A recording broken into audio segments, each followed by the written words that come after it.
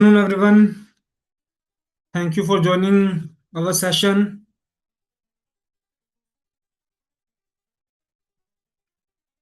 आज के सेशन में जुड़ने के लिए बहुत बहुत धन्यवाद। ये हमारा अब इस दूसरा हफ्ता शुरू होने वाला है और ये हमारा आज 7वां सेशन है। आज के सेशन में क्या क्या हम डिस्कस करने वाले, पहले मैं जरा उसके रिगार्डिंग आपसे थोड़ा सा डिस्कशन कर लूँ। जो फर्स्ट पार्ट है हमारा formulation according to materia medica, उसके ऊपर तो मैं डिस्कस करने वाले ही। लेकिन के बाद जो हमारा सेकंड पार्ट है जो गेस्ट लेक्चर में रहेगा, उसमें गायनी डिजीज के रिगार्डिंग ही मैम आगे कंटिन्यू करने वाले हैं। आज जो आज का उनका टॉपिक रहने वाला है मेनोरे मेनोरिया एंड मैनोमेट्रोगिया। ये आपका जो आज का टॉपिक रहेगा फन का गायनी के ऊपर ही रहेगा, क्योंकि अभी गायनी के कुछ चीजें बची हैं और आपको जितने ज्यादा फॉर्मूला दिए जाएंगे उन फॉर्मूला को आप लास्ट में को रिलेट करेंगे, स्टडी करेंगे, तो आप उनमें से पाएंगे कि कितनी कॉमन मेडिसिन हैं, कितनी यूनिक मेडिसिन हैं फॉर्मूला में। उसके अकॉर्डिंग आप उसको स्टडी भी कर सकते हैं। आखिर में फॉर्मुलेशन का काम, मल्टीपल फॉर्मुलेशन देने का मकसद ही यही है कि आप उसे स्टडी कर पाएं, आप उससे अपना एक अपने माइंड से उसको पढ़ के समझ पाएं कि अगर लास्ट डिजीज में ये फॉर्मुलेशन दिया गया था तो इस डिजीज में भी सेम फॉर्मूला दिया जा रहा है, बस इसमें ये माइनर सा डिफरेंस बताया जा रहा है। तो उस चीज के रिगार्डिंग भी आपको रहेगा। फिर जो थर्ड हमारा पार्ट रहता है, उसमें जैसा कि आप सभी जानते हैं, अ, हमारा डोजेज एंड डाइल्यूशन चल रहा था, जिसको कि हमने एक बार कंप्लीट कर लिया है। आज हम मेडिसिन को स्टार्ट करने चाह रहे थे, पर वहीं पे मुझे लगा और मुझे सजेस्ट किया गया है कि मेडिसिन को स्टार्ट करने से पहले एक बार टेम्परामेंट डायग्नोसिस को जरूर पढ़ा जाए, टेम्परामेंट डायग्नोसिस को जरूर डिस्कस किया जाए, क्योंकि कल को ब्लड एंड लिम्फ को जब हम मेडिसिन में तो उसमें पर्सन को मालूम होना चाहिए कि वो किस चीज के बारे में बात की जा रही है ना। थोड़ा सा करें, दिन में उसको कंप्लीट करने की कोशिश करेंगे। उसके बाद हम लास्ट में थोड़ा सा जो पल्स डायग्नोसिस को इंक्लूड करके, जो हमारा पल्स जो है वो मैटी जी का सिद्धांत नहीं था, वो रविसन के जो डॉक्टर्स हैं, जैसे कि डॉक्टर संजीव शर्मा हो गए या उनकी जो एक्सपर्ट टीम और पैनल है, उनके द्वारा डेवलप किया गया, उनके एक्सपेरिमेंट्स और एक्सपीरियंसेस के बेस पे एक डायग्नोसिस सिस्टम को उन्होंने क्रिएट किया, करने की कोशिश की है, जिसका मूल सिद्धांत जो है वो आपका टेम्परामेंट डायग्नोसिस, टेम्परामेंट को ही हम पल्स डायग्नोसिस कुछ इस तरह से कंफर्म करते हैं, जिससे कि उस allocation of origin of disease sir को हम आवाज ब्रेक हो रही है डायरेक्टली उस आपकी। तक अप्रोच करने की उसमें एक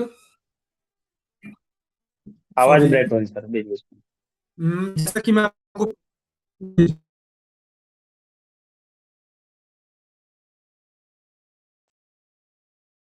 जैसे कि मैं आप सबको बताया भी है, हमारा थोड़ा सा अभी अ, जब मौसम थोड़ा खराब रहता है तो नेटवर्क इशू रहता है। पर चलिए, मैं उम्मीद करता हूँ जब ज्यादा इशू लगे कि ज्यादा दिक्कत आ रही है तो एक बार मुझे जरूर उस समय कोई पर्सन रोक। तो पल्स डायग्नोसिस को भी हम थोड़ा सा डिस्कस करेंगे आने वाले दिनों में। टेम्परा मेन हमारा फोकस टेम्परामेंट डायग्नोसिस पे ही रहेगा। पहले हम उसी चीज को डिस्कस करेंगे जो मैटी जी ने हमें दी है, बताई है, एंड उसके बाद फिर हम आगे बढ़ के जो हमारा एनाटोमी फिजियोलॉजी का जो चैप्टर चल रहा है, जीआईटी के ऊपर चल रहा है, गैस्ट्रो इंटेस्टाइनल ट्रैक के ऊपर, उसको शुभम जी उसको आगे बढ़ाएंगे। तो इस तरह से जो हमारा आज के सेशन का एक रूपरेखा रहेगी। जो न्यू इंक्लूजन है उसमें उसमें टेम्परामेंट डायग्नोसिस की न्यू इंक्लूजन है। आज हम नया शुरू करने वाले हैं, वो है टेम्परामेंट डायग्नोसिस। हम एक सेगमेंट और एक काइंड ऑफ डिजीज को हम रोज ही रहे हैं, गाइड टू क्लिनिकल के अकॉर्डिंग। तो आज जो हमारा रहेगा वो रहेगा हमारा एंडोक्रिनल एंड एक्सोक्रिनल ग्लैंड बेस्ड डिजीजेस और कंडीशन बेस्ड डिजीजेस। उसके ऊपर एंडोक्राइन एंड एक्सोक्राइन के ऊपर हम डिस्कस करने वाले हैं। तो अपने जो देखिए, मैं आपको थोड़ा सा मैं इसको एक्सप्लेन नहीं करूंगा कि एंडोक्राइन और एक्सोक्राइन क्या है, क्योंकि लास्ट टाइम उन्होंने शुभम ने भी एक्सप्लेन किया है इसको। और इसके आपको लेक्चर्स में भी आगे जो एनाटॉमी फिजियोलॉजी का होगा उसके अंदर आगे ज़्यादा से ज़्यादा इसमें आपको बताया जाएगा। तो इसी के साथ मैं ज़्यादा समय ना लेते हुए हमारा जो आज का जो पार्ट है लेक्चर का, मैं उसको स्टार्ट करने जा रहा हूँ। हम डिस्कस करेंगे एंडोक्राइन एंड एक्सोक्राइन डिजीज को। उसके अंदर आपका कॉमन फॉर्मुलेशन क्या बननी चाहिए उसको हम आज डिस्कस करने वाले हैं।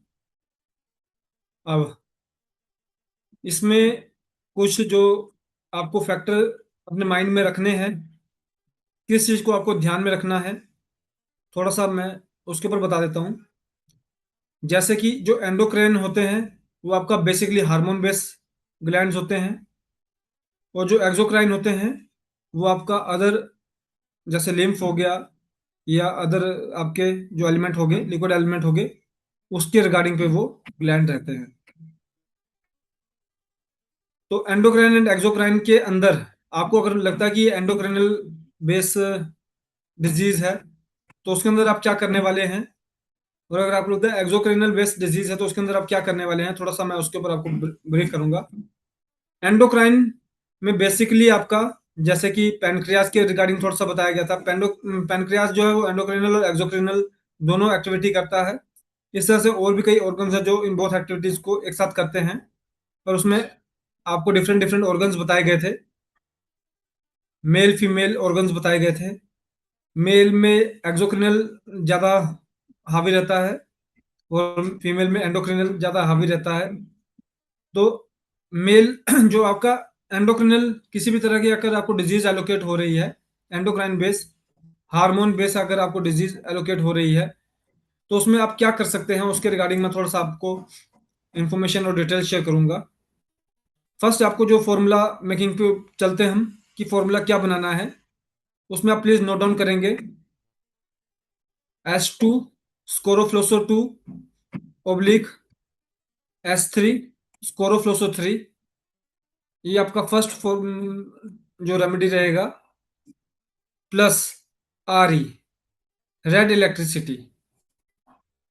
ये किसी भी तरह की आपकी हार्मोनल बेस्ड डिजीज के अंदर, कंडीशन के अंदर आप S2 and S3 plus RE का एक फॉर्मूला। सेकंड जो आपका C2 plus C3 plus green electricity एक फॉर्मूला। ये दो आप फॉर्मूला बना के किसी भी तरह के हार्मोनल बेस एंडोक्रिनल बेस डिस्टर्बेंस को आप कवर करने के लिए ये पहले कुछ फॉर्मूलाज को यूज करवा सकते हैं। एक बार मैं फिर से रिपीट करूंगा, S2 S3 C2 C3, और इलेक्ट्रिसिटी का जो हम यूज कर रहे हैं स्कोरोफ्लोसो के साथ, S2 के साथ S3 के साथ यूज करेंगे रेड इलेक्ट्रिसिटी, और C2 और C3 के साथ यूज करेंगे ग्रीन इलेक्ट्रिसिटी। ये है हमारा एंडोक्रिनल बेस फॉर्मूला। अब इसके साथ रैपिडोज को हम लास्ट में डिस्कस करेंगे। अब इसके साथ मैं जाऊंगा आपका एक्सोक्रिनल बेस्ड फॉर्मूला के ऊपर। एक्सोक्रिनल जो फॉर्मूला है उसके अंदर जो बेसिकली आपका यूज करने वाले फॉर्मूला जो कॉम्बिनेशन है वो है S6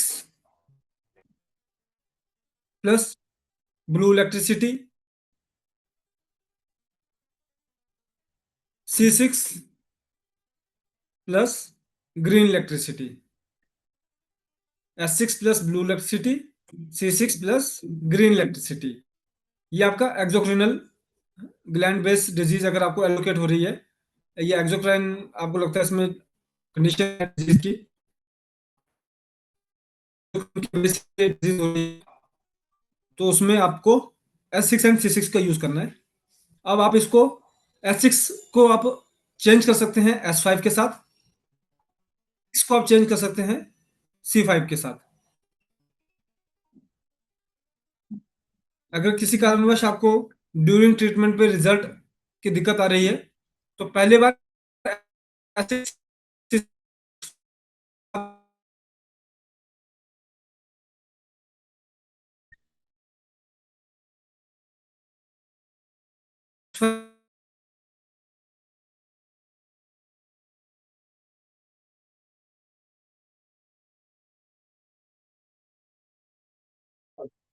सर आवाज ब्रेक हो रही है। यूज करवा सकते हैं। और जो इलेक्ट्रिसिटी यूज की आवाज आवाज जा रही है सर, बार की बार है काफी। C6 के साथ यूज की है।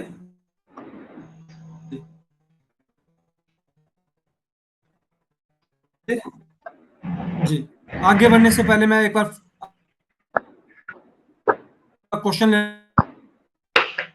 किसी को प्लीज आस्क आउट। चलिए एक बार थोड़ी देर कैमरा ऑफ करके बात करने की कोशिश करता हूँ। आज एक्चुअली थोड़ा सा मौसम जो है हमारा धूप निकली है, तो उसकी वजह से हो सकता है। अभी मेरी आवाज आ रही है या अभी भी ब्रेक हो रहा है? ठीक है अभी सर भी। है सर। नमस्ते सर। मेरा क्वेश्चन है सर कि अभी जो आप S2 और S3 और RE जो फर्स्ट रेमेडी बताए सर, तो उसको चेंज करना है S5 में, या S6 और बी को चेंज करना है S5 में? किसको चेंज करना है सर रिजल्ट नहीं मिलने पर?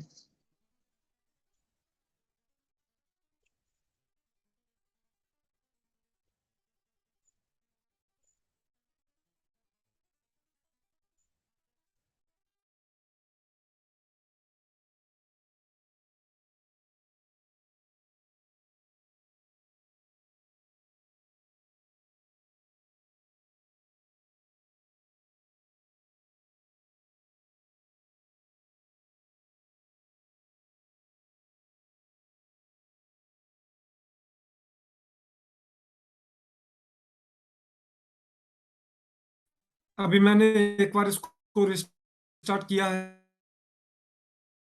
से। अगर आप बीच में आवाज ब्रेक डाउन करें,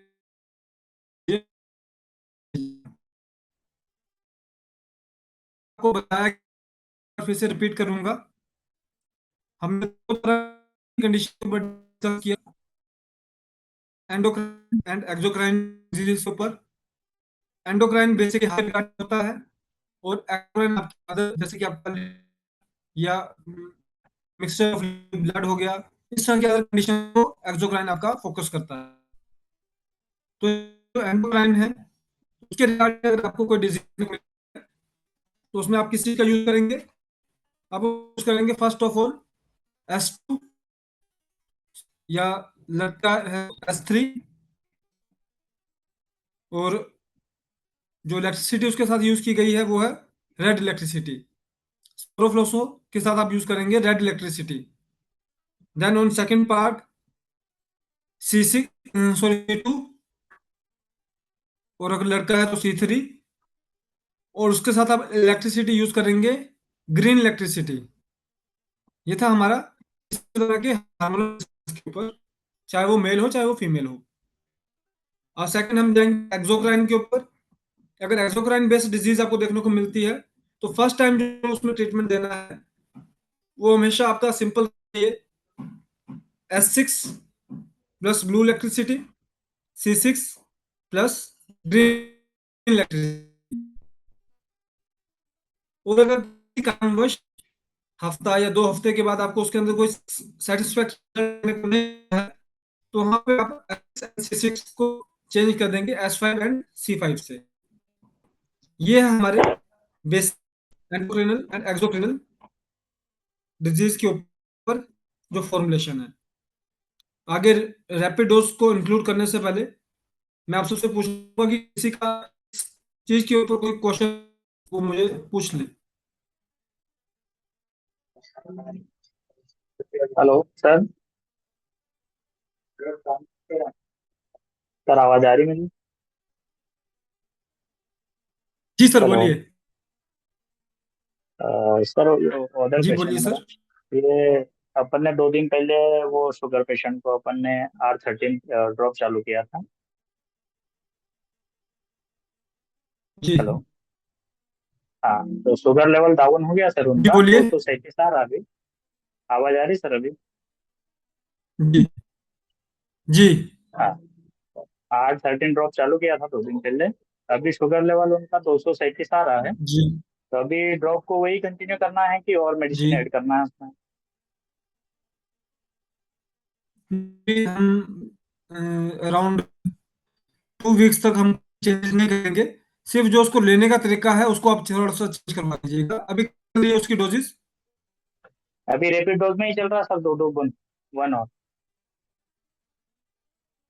1 आवर ना। हाँ, एक एक घंटे में 2 टाइम चल रहा है सर, 2 2 1। आप उसको चेंज कर दीजिए। आप उसको 2 आवर पे 5 ड्रॉप्स कर दीजिए। 2 घंटे में 5 बूंद कर देते हैं। जी ठीक है सर। सर। सर कितने दिन तक देना है सर उसको, जी ये सर। ड्रॉप? सर ये कितने आप दिन तक इसको देना है? नेक्स्ट जब तक इनका 2 वीक्स कंप्लीट नहीं होता इसको आप ऐसे चला दीजिए। ठीक है। Sir okay. जी सर। हेलो। एक पेशेंट है, उसकी डायबिटीज 450 और 500 आ रही है खाना के बाद, और खाने के पहले 250 300। अभी मैंने जी। उसको मेडिसिन दी है लेकिन वो कंट्रोल ही नहीं हो रही उसकी। आपने बुक वाला फॉर्मूला दिया उन्हें? जी सर। और खाने से और कितनी देर R30 भी दिया पहले है। कितनी देर बाद? अभी हम उनको 15 मिनट पहले का खाने बोला से है। कितनी देर पहले कितनी देर बाद? खाने के 15 मिनट पहले। 15 मिनट पहले 15 मिनट बाद ना। जी। और खाने के बाद 15 मिनट बाद ना। जी जी जी सर। सिम्टम्स में कोई चेंजेस आए? नहीं सर, वो बस जब जो मतलब डायबिटीज में जो परेशानी होती है ना, वो सब नहीं हो रही, वो नॉर्मल है। लेकिन वो चेक करते हैं तो हाइपर ही निकलती है। वही आपके मैंने पास आठ आने थर्टी से के पहले उनको आठ थर्टी के सिम्टम्स थे? 25। जी सर। आपके पास आने से नमनेस पहले वगैरह उनको थी। सिम्टम्स थे? नमनेस, वीकनेस अभी और उसमें चक्कर बेटर वगैरह। है वो? उसमें बेटर है। तो देखिए अभी उनका ट्रीटमेंट 2 वीक्स तो नहीं होंगे कंप्लीट। नहीं सर, मैंने ड्रॉप बढ़ा दी, 25 मतलब 25 ड्रॉप कर कोई दी इशू हैं नहीं है, आर आप आर पेशेंट को थर्टी की। चलिए उसको कोई इशू नहीं है।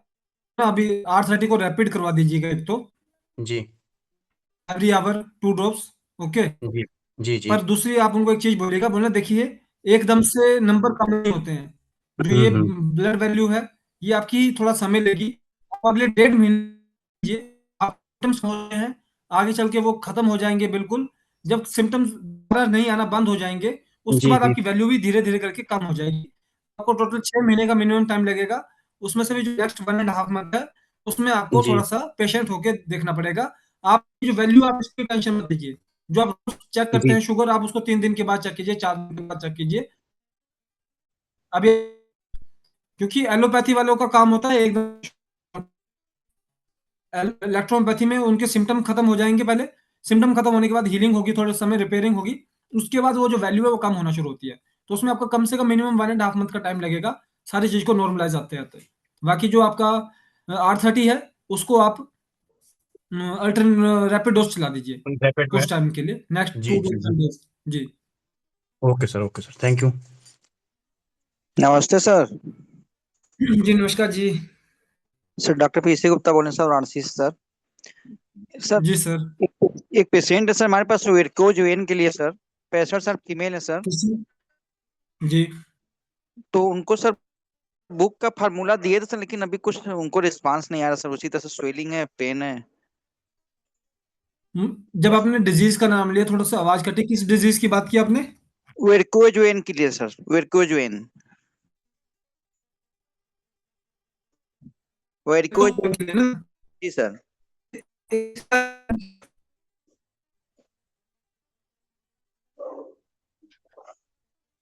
पेशेंट की एज बताइए please. 65 year sir, 65 year, female. कितने दिन हो गए चलते हुए उनका सर दवा ट्रीटमेंट? दवा तो सर 1 महीना से ऊपर हो गया सर, लेकिन कुछ रिस्पांस अभी नहीं बता रही है सर पेशेंट। नहीं, पेशेंट को पहले इचिंग होती होगी, दिक्कतें होती होगी, उसमें भी कोई भी चेंज, सिम्टम्स में कोई चेंजेस नहीं आए हैं?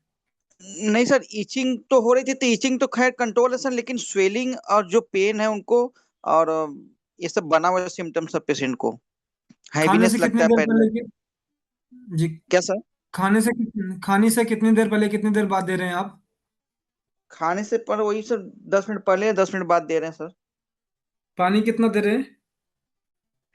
D6 में बना कर दिए थे सर उनको, और रैपिड नहीं, पीने के C17 वाई। लिए 10 मिनट पहले 10 मिनट बाद जो आप दे रहे हैं वो कितने पानी में दे रहे हैं आप? ऐसे ही डायरेक्ट दे जी, रहे थे सर, 8 टंग दे रहे सर। D6 नहीं में सर, 8 टंग पानी दे के रहे साथ थे सर। दीजिए ना। नहीं सर, पानी अच्छा, के साथ इसको दीजिए उसको आप ना। 1 लीटर जो भी सर। दवाई देनी है वो पहले पानी के साथ ही देनी है। अच्छा, कितना पानी ले लें सर? 10 मिनट पहले दे रहे, 10 मिनट बाद दे रहे, तो अराउंड 10 की जगह 15 मिनट करवा दीजिएगा उसे, और अराउंड 100 ml वाटर करवा लीजिएगा। अच्छा सर, 100 ml वाटर में सर कितना ड्रॉप डलवाते हैं सर? वही 20 ड्रॉप? 15 बूंदे। अच्छा, 15 बूंद डाल के सर। अच्छा हाँ, सर। खाने से पहले, खाने के 15 मिनट बाद अच्छा सर। 100 ml पानी में 15 बूंदे। एक बार आप उसको वो करवा के देखिए। और जब पूरा 1.5 मंथ हो जाएगा तो थोड़ा सा हॉट कंप्रेस का भी यूज साथ में करेंगे, पर पानी का अभी यूज करवाइए प्लीज। अच्छा सर, और रैपिड डोज जो सर दे रहे थे C17 वाई का सर, वो देते रहे? वो हर घंटे आप उनको डायरेक्ट टंग दे रहे हैं तो देते रहिए, कोई दिक्कत नहीं। अच्छा अच्छा सर, जी, ठीक है सर, ठीक sir, thank you sir. Okay, thank you. चलिए, हम हमारा जो टॉपिक था वो था एंडोक्रिनल एंड एक्सोक्रिनल। उस पे हमने बेसिक फॉर्मुलेशन को डिस्कस किया। अब थोड़ा सा मैं आपको अगर सिम्टम बेस पे जाऊं, तो मान लीजिए फीमेल आपके पास किसी भी तरह की हार्मोनल डिसबैलेंस के पेशेंट आते हैं, तो उसमें आपको S2RE C2GE देना है। मेल आपका लगता है कि वो हार्मोनल बेस डिस्टर्बेंस पे आता है। मेल में हार्मोनल डिस्टर्बेंस आपको ज़्यादा, वैसे तो आपका जो मान लीजिए किसी भी तरह की उसको सेक्सुअल कंडीशन पे है, वो आपका एक्सोक्रिनल डिस्टर्बेंस होती है, तो उसमें भी आप उसमें S3 एंड S6 को अल्टरनेटिव यूज करवाते हैं। तो मेल का थोड़ा सा कॉम्प्लेक्स हो जाता है, पर फीमेल का जैसे मैंने आपको बताया, उसमें आप किसी भी तरह की कंडीशन में जो पेशेंट आता है और उसमें हार्मोनल डिसबैलेंस है, तो आप उसमें एंड S2RE C2GE देंगे। मेल के अंदर S3RE C3GE दे रहे हैं। अब सेम अगर मान लीजिए आपके पास फीमेल आती है, तो उसमें उसके एक्सोक्रिनल ग्लैंड्स ज़्यादा यूज हो रहे हैं, मतलब उसके एक्सोक्रिनल डिस्टर्बेंस ज़्यादा आपको लगती है, तो उसमें आप मेल एंड फीमेल दोनों में जो, सॉरी प्लीज, अगर आपको एक्सोक्रिनल उसमें बेस लग रहा है डिजीज में, तो आप उस समय उनको S6 and C6, S6 blue electricity, C6 green electricity, ये स्टार्ट करवा सकते हैं। मेल की किसी भी तरह की जो आपकी गैनेरोट्रोपिक कंडीशन होती है, उसके अंदर भी आप पहले S6 C6 का यूज करवा सकते हैं फर्स्ट स्टार्टिंग के अंदर। और जो इलेक्ट्रिसिटी है वो green electricity and blue electricity, इसका आपको यूज करवाना है। ये आपका जो फर्स्ट पार्ट ऑफ ट्रीटमेंट रहेगा। अब इसके साथ अगर इसमें हमें रैपिड डोज को जोड़ना है, तो फीमेल में ज़्यादातर जो आपको रैपिड डोज यूज करनी है, मैं थोड़ा सा उसके ऊपर पहले बता दूं, वो है आपका C17A2WE/YE, C17A2 white electricity and yellow electricity. कुछ समय आप उसमें वाइट इलेक्ट्रिसिटी चलाएंगे, और जब आपको रिस्पॉन्स आना लगता है कि आ रहा है और पेशेंट क्योरिंग की तरफ को चल रहा है, तो कुछ समय आप उसमें रैपिड डोज में लास्ट के टाइम पे उसको आप वाई के साथ चेंज कर देंगे। वाई एज ए सप्रेशन उसमें काम करेगा।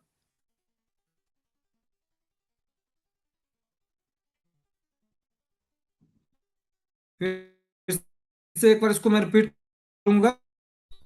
C17A2W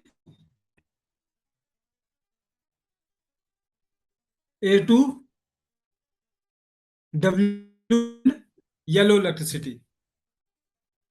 यहीं पे अगर आपका मेल,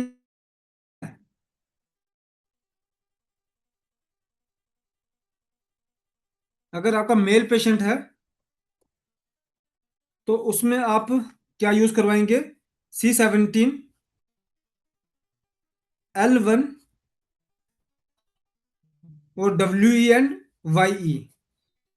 कुछ समय WE, और जब पेशेंट रिकवरी में आ रहा है तो YE।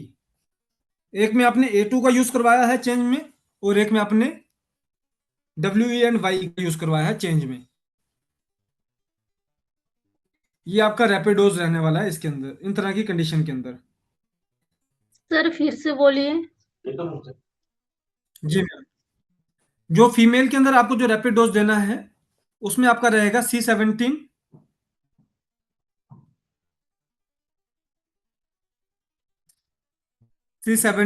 A2 WE white electricity and yellow electricity.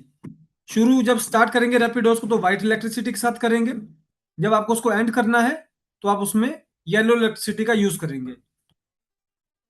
वहीं पे जब आपको मेल को करना है तो उसमें आप फर्स्ट करेंगे C17 A2 की जगह वहां पे आप चेंज कर देंगे ग्रीन इलेक्ट्रिसिटी, सॉरी A2 की जगह आप चेंज कर देंगे L1 लिम्फेटिको 1, और सेम आपका पहले WE का यूज करवाएंगे, और कुछ समय के बाद जब आपको लगता है रिस्पॉन्स आना शुरू हो गया है और पेशेंट काफी हद तक क्योर हो रहा है तो उस समय YE का यूज करवाएंगे।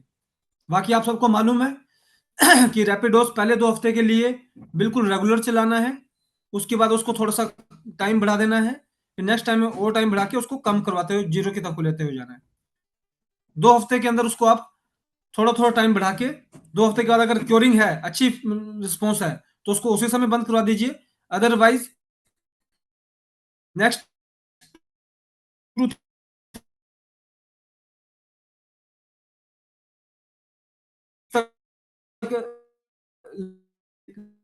लेके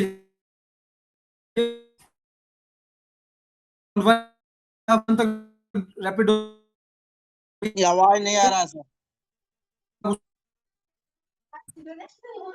और जब आप ट्रीटमेंट को एंड कर पर की आवाज कट रही है सर। ट्रीटमेंट का जो यूज करवाया जाता है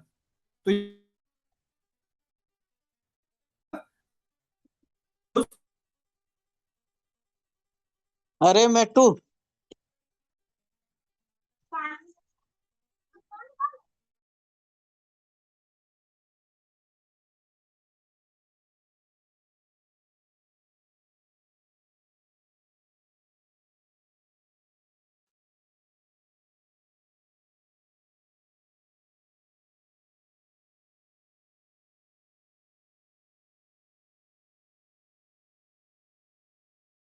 ओके वंदना मैम, आप इस समय स्क्रीन पर हैं, सबके सामने लाइव हैं। प्लीज जो आज हमारे पार्ट ऑफ लेक्चर का सेकंड पार्ट है आप उसको प्लीज कंटिन्यू करें। अपना माइक अनम्यूट कर लें और अपने लेक्चर को कंटिन्यू करें प्लीज। Thank you. ओके सनम जी, धन्यवाद आपका। सभी को नमस्कार। जैसे कि गायनी में लेक्चर कंटिन्यू हमारे चल रहे हैं। अभी तक हमने PCOD, एंडोमेट्राइटिस, डिस्मेनोरिया, एमेनोरोया एंड क्रिप्टोमेनोरिया के ऊपर हमने चर्चा की। आज हमारा कंडीशन है मेनोरेजिया एंड मीनोमेट्रोरेजिया। इसके ऊपर हमारा टॉपिक है। मेनोरेजिया क्या होता है? Menstrual cycle. मीनो का मतलब है मेंस्ट्रुएशन से, मेंसेस साइकिल से, और रेजिया का मतलब होता है अत्यधिक ब्लीडिंग होना।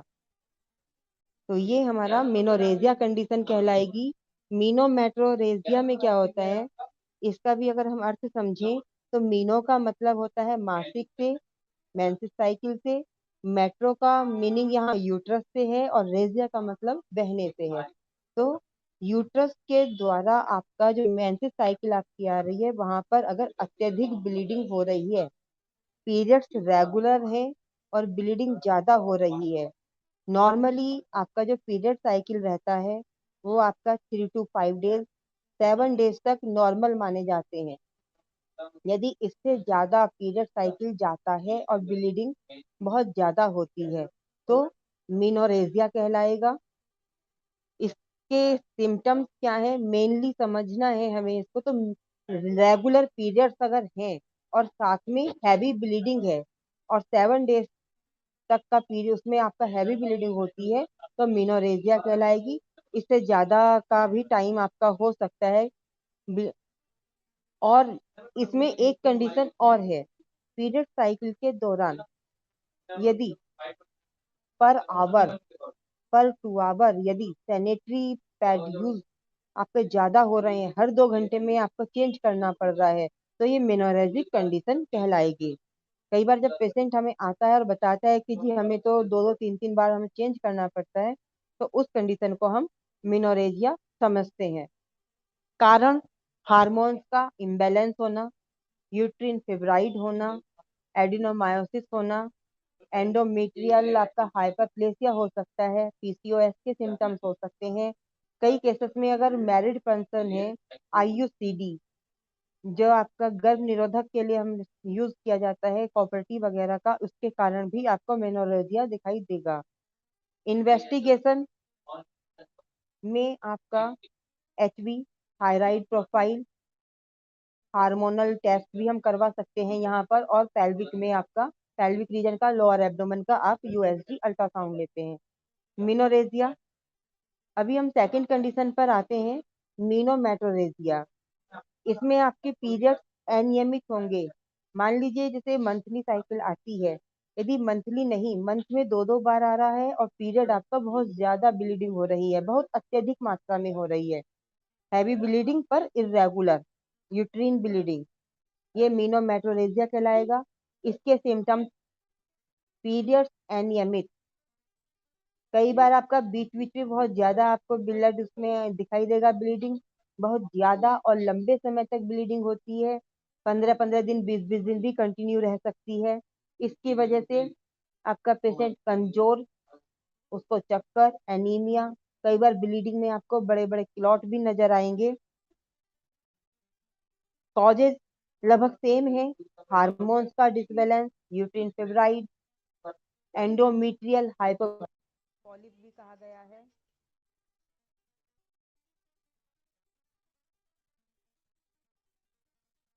PID inflammation, thyroid disorder, IUCD, ये कॉमन सिम्टम्स हैं जो आपको दिखाई देंगे मिनोरेजिया और मीनोमेट्रोरेजिया दोनों कंडीशन में। इन्वेस्टिगेशन सेम है। हाँ, कई केसेस में क्या होता है, जैसे मीनोमेट्रोरेजिया कंटिन्यू बना हुआ है तो वहां पर हम एंडोमेट्रियल बायोप्सी भी करवा सकते हैं।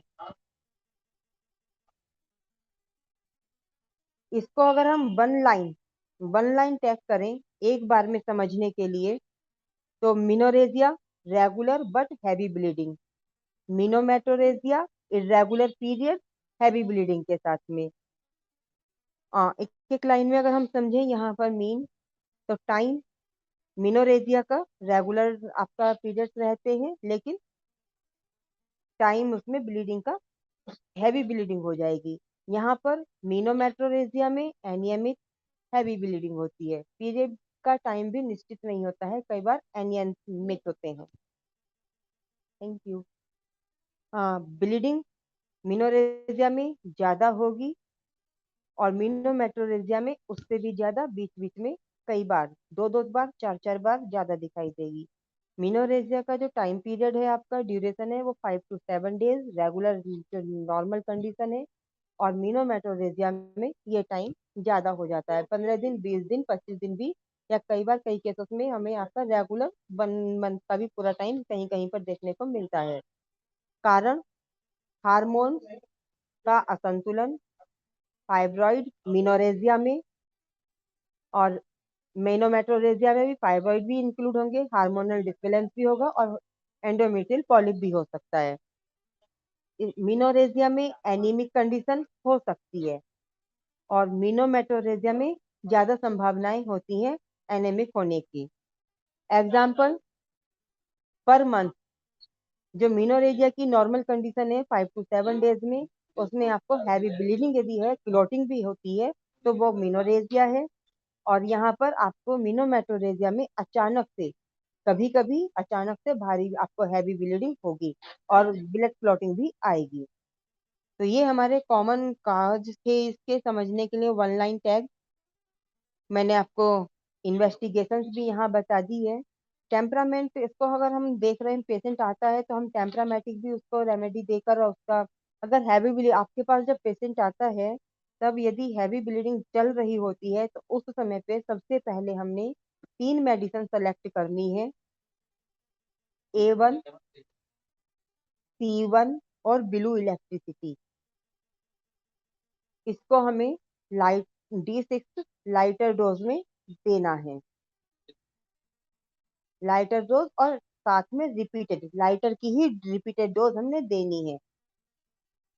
साथ में आप मेगाटोन एसआर या केपीटोन ये आप दे सकते हैं पेशेंट को, जिससे कि एनेमिक कंडीशन भी कंट्रोल होगी और हैवी ब्लीडिंग भी कंट्रोल हो जाएगी। यदि ये कंटिन्यू लगातार बनी रहती है तो उसके बाद में जब ब्लीडिंग क्लोज हो जाए तो आपका जो मसल्स हैं, ग्लैंडुलर सिस्टम है, जो टिश्यूज वहां पे डिस्टर्ब होते हैं, उसके बाद में तब हम S2 और C2 को देंगे। तो किसी का कोई क्वेश्चन है इस टॉपिक से संबंधित जो समझ में ना आया हो वो बता सकते हैं।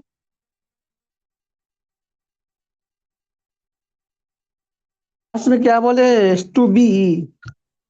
ये जब ब्लीडिंग क्लोज हो जाएगी, हैवी ब्लीडिंग जब क्लोज हो जाए तब आपने S2C2 कॉम्बिनेशन उसकी मसल्स को जो टैनिंग हो रही थी उसको टर्न करने के लिए, ग्लैंडुलर सिस्टम सही करने के लिए, जिससे कि आने वाले टाइम में रिपीट मीनोरेजिया या मीनोमेट्रोरेजिया की कंडीशन उत्पन्न ना हो, उसके लिए फिर S2C2 आपका उसका जो कॉम्बिनेशन हमारा रहेगा S2L1B C2N1 ग्रीन, ये आप उसे कंटिन्यू कर देंगे।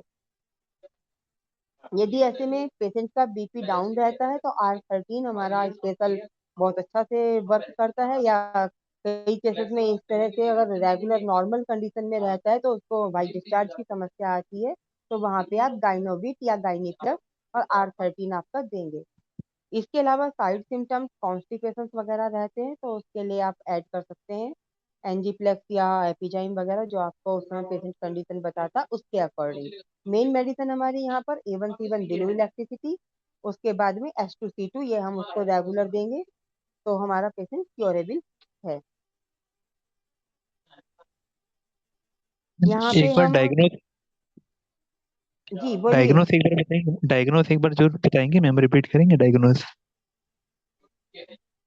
डायग्नोज आपका पेशेंट अगर फर्स्टली आपके पास आ रहा है, कोई रिपोर्ट नहीं है और कंडीशन आप पूछते हैं उसको, और हैवी ब्लीडिंग मेंस्ट्रुअल साइकिल के दौरान हो रही है कि बहुत ज्यादा ब्लीडिंग हो रही है, हमने 3-3 बार चेंज करना पड़ रहा है सैनिटरी को, तो या 4-4 बार भी चेंज करना पड़ता है, तो ये आप मीनोरेजिया की कंडीशन समझ सकते हैं। यदि आपका रेगुलर 15 से 20 दिन की अगर हैवी ब्लीडिंग हो रही है, रुक नहीं रही है, तो मीनोमेट्रोरेजिया के कारण ऐसा होगा। उसमें यूट्रस से हैवी ब्लीडिंग आपको दिखाई देगी, एनियमिक मंथ में 2 बार भी हो सकती है। ठीक है सर। और इसमें आपका अल्ट्रासाउंड आप उसको करवा सकते हैं, अगर बहुत ज्यादा हो रही है तो एंडोमेट्राइटिस के कारण भी हो सकता है, हार्मोनल डिसबैलेंस भी इसके अंदर है, फाइब्राइड हो या सिस्ट हो, खासकर फाइब्राइड यूट्रस से संबंधित है, फाइब्राइड इसमें आएगा, ओवरी सिस्ट में इंक्लूड नहीं होता है। तो अचानक से जब भी भारी क्लॉटिंग होती है, हैवी ब्लीडिंग होगी, तब आपको ये दिखाई देगा। 7 डेज के अंदर अगर नॉर्मल उसमें हैवी ब्लीडिंग है तो वो मीनोरेजिक कंडीशन, मीनोमेट्रिक में आपका आएगा हैवी ब्लीडिंग के साथ में कई 2 से 4 बार मंथ साइकिल रिपीट हो जाता है।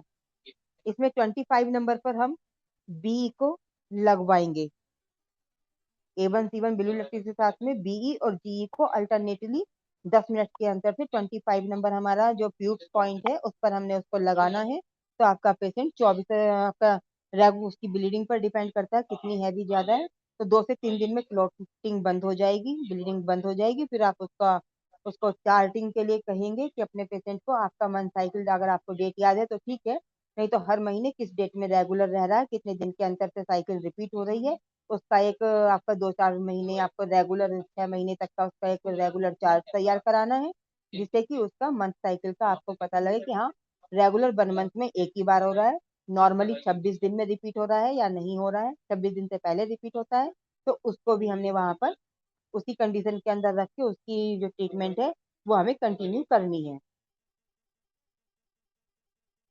ठीक है सर। Thank you ma'am. ये P1 और B की तो डोज क्या रहेगी, rapid dose? Sir lighter dose rapid हमें डोज के देनी अंदर है। कितने? हाँ सजेस्टिव जो हमारी आपका एक टाइम की 1 टाइम की जो डोज है हम 15 ड्रॉप सजेस्ट करते हैं डाइल्यूशन को, आपने डायरेक्ट नहीं पिलाना है। 15 बूंद को हमने लगभग ½ लीटर पानी में डालना है और हर 10 मिनट में उस मेडिसिनल वाटर का 1-1 चम्मच पानी देना है। हर 10 मिनट में रिपीट करना है। डायरेक्ट डाइल्यूशन नहीं पिलाना है ऐसी कंडीशन में जहाँ पर हैवी ब्लीडिंग होती है। Thank you. और जब आपका ये बिल्कुल क्लोज हो जाएगा तो जो H2C2 हमारा H2L1B रहेगा या C2N1 ग्रीन है, उसको फिर हम डायरेक्ट ऑन टंग 15-15 बूंद सजेस्ट करते हैं। हेलो मैम, ठीक है जी। A1 और BE के साथ मैम P1 बताई ना आपने? कैंसर हो 1, C फॉर कैट। ठीक है थैंक।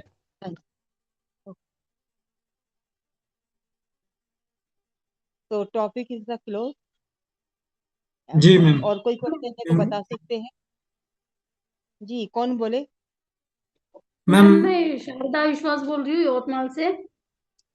जी मैम एक पेशेंट है, उनको मंथली तो पीरियड आ रहे हैं, लेकिन वो एक दिन ही रहते हैं मैम, और ब्लड क्लोटिंग भी होता है, तो उसमें क्या देना चाहिए और बाकी हाँ, की रिपोर्ट अगर नॉर्मल है? देखिए उसमें सबसे पहले तो हमें ये जानना पड़ेगा उन्होंने कोई मेडिसिनल तो ट्रीटमेंट नहीं ले रखा है। ठीक है। यदि कई बार ऐसे केसेस में क्या होता है कि जो लोग प्रेगनेंसी नहीं चाहते हैं और जो टैबलेट एलोपैथी की आती हैं वो खाते हैं, जिसके कारण भी ऐसा होता है, तो उसमें टाइम पीरियड अगर कम हो रहा है तो एक बार अल्ट्रासाउंड करा लीजिए और फिर उनको D4 में आप देंगे डाइल्यूशन को, तो उससे उनका C1RE को A1C1RE वहाँ RE कर देंगे बिलो की जगह पर। तो उससे जो है जब पीरियड साइकिल शुरू होता है तो 1-2 दिन पहले से आप उन्हें कंटिन्यू कर सकते हैं ट्रीटमेंट को, तो वो फ्लुएंस उनका खुल जाएगा और कंटिन्यू 2-4 महीने उनको करिएगा तो जिससे कि वो सही हो जाएगा, फिर उसको दिक्कत नहीं आएगी। पर अल्ट्रासाउंड करा के ऐसे पेशेंट का देख सकते हैं। रिपोर्ट सारी अगर हमें सारी हिस्ट्री मिलेगी तो हम और अच्छे से आपको गाइडेंस दे सकते हैं।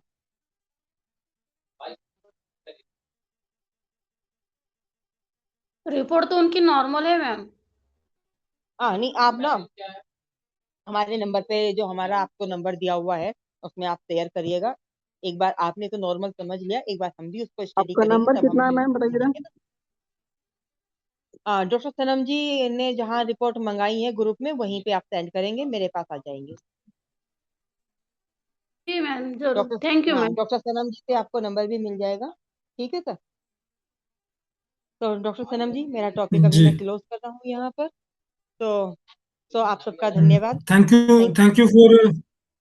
Thank you for concluding it very beautifully ma'am. बहुत अच्छी तरह से, बहुत कम शब्दों में, खासकर जो आपने मल्टीपल सिम्टम्स को बताया है कि किस किस तरह क्या डिफरेंसेस होते हैं, छोटे छोटे सिम्टम बेस्ड डिफरेंसेस होते हैं, बिल्कुल कम और बिल्कुल आराम से आपने इन सबको समझा दिया है।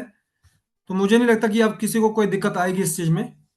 तो चलिए, thank you ma'am, thank you for joining us. और इसी Okay. के साथ फिर हम आज हमारे जी आज इसी के विजिट साथ है हम हमारी, बाकी डॉक्टर साहब के यहीं बैठ के मैं कर रहा हूँ ये सब। जी जी जी अभी लखनऊ में चलिए ही है। हाँ जी बिल्कुल। ठीक है। Okay thank you. Okay thank you. Sanam sir, hello. जी सर। सर एक लेडीज है, एज है 50 साल, उनका जो पीरियड बंद नहीं हो रहा है। हाँ जी। बुक में सोनोग्राफी जो करवाए, नॉर्मल है रिपोर्ट। सर बुक में ना आप जो मेनोपॉज वाला फॉर्मूला है आप वही चलाएंगे इसमें अभी पहले। अच्छा। हाँ जी, पहले आप उसको 2 हफ्ते के लिए उसमें देंगे, बाद में इलेक्ट्रिसिटीज का चेंज करके हम उसमें नेक्स्ट डिसीजन पे जा सकते हैं। पर जो पहला फॉर्मूला देंगे आप वो मेनोपॉज का ही देंगे। जी।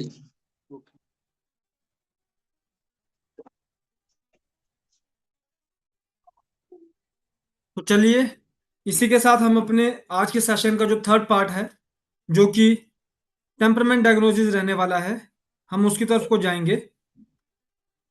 टेम्परमेंट डायग्नोसिस को बताने से पहले मैं थोड़ा सा उसका इंट्रोडक्शन आपको कर दूं, जो न्यू है। वैसे तो सबको मालूम है कि टेम्परमेंट डायग्नोसिस मैटी जी ने ही दिया है, तो मैं थोड़ा सा उसको बता दूं।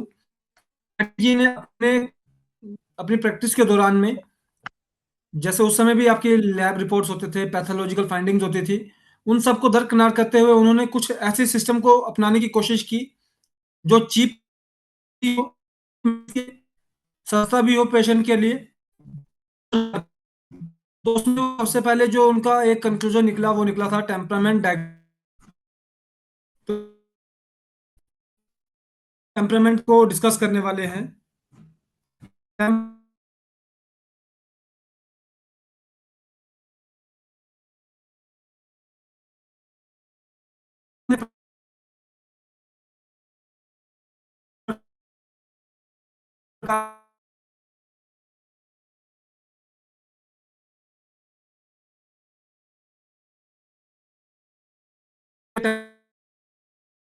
आवाज फिर कट रहा है सर।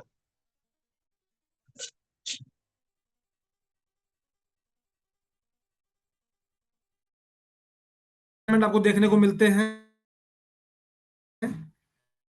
और लास्ट में हम थोड़ा सा उसको जब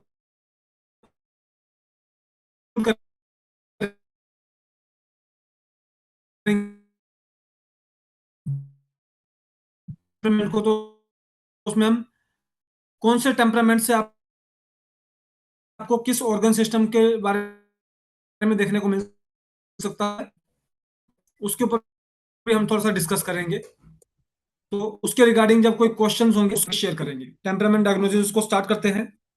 मैंने कैमरा अपना ऑफ रखा है। लेक्चर प्रकृति होती है, एक टेम्परामेंट होता है रहने का तौर पे उसके शरीर के काम करने का तरीका होता है, वो हमारा टेम्परामेंट कहलाता है।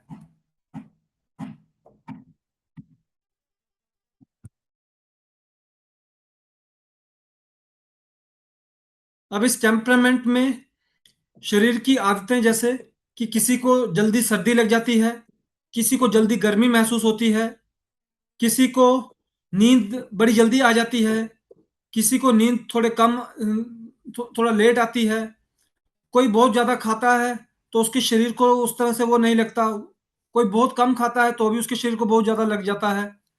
तो इस तरह के कुछ हमारे जो शरीर के जो स्वभाव होते हैं वो हमारे टेम्परामेंट से इन्फ्लुएंस होके वो आगे बनते हैं। अब टेम्परामेंट में अगर इस चीज को और एक्सप्लेन किया जाए तो 3 तरह के टेम्परामेंट होते हैं। फर्स्ट होता है आपका लिम्फेटिक टेम्परामेंट। लिम्फेटिक मीन्स के रस, हमारे शरीर में कई प्रकार के रस बनते हैं जो शरीर को चलाने में मदद करते हैं, तो वो होता है लिम्फेटिक टेम्परामेंट। उस पर्सन के अंदर जो प्रभाव रहेगा वो रसों का प्रभाव रहेगा। उस पर्सन के जो सोचने का तरीका होगा, खाने पीने का तरीका होगा, रहने का तरीका होगा, किसी के